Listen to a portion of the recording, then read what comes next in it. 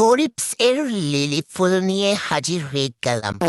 এর জন্য তোমরা একটা পিসটা সিরা নিবা। সিরা নেওয়ার পরে আমার দেখানো মতো কইরা ভাজ দিবা। ভাজ দিয়ে এটা যাতে চারকোলের হয় এর জন্য আমি কাঠটা নিলাম। এইভাবে ভাজ দিয়া কাটার পরে যেটা করবা, আমি যেমনে যেমনে ভাজ দিতেছি অমনি অমনি 3টা ভাজ দিবা দেখানোর মতো।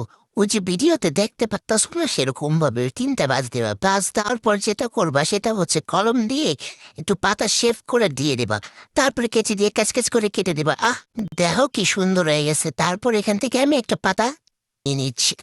তারপর এখানে একটা আইশ্যাডো প্যালেট নিয়েছি। আইশ্যাডো প্যালেট একদম গোলাপি টুকটুকা সুন্দর একটা কালার নিয়ে নিয়েছি। এখন এটা ঘষে সব ফুলের উপরে দিয়ে দিলাম।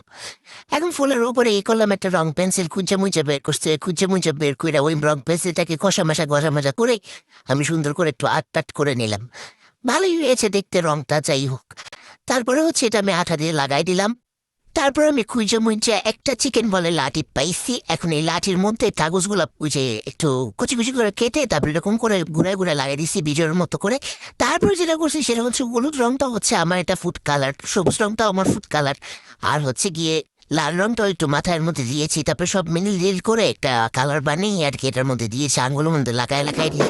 কারণ আমি তো গরিব মানুষ, এই জন্য গরিব মানুষের তো আর রং নেই। তারপর ভিডিও দেখার মতো ওই যে একটু ঘুরায় নিবা, তারপরে হচ্ছে ফুলের মতো হয়ে যাবে। এই দেখেন আমার ফাইনাল লুক সুন্দর হয়েছে না? কমেন্ট নেই জানান।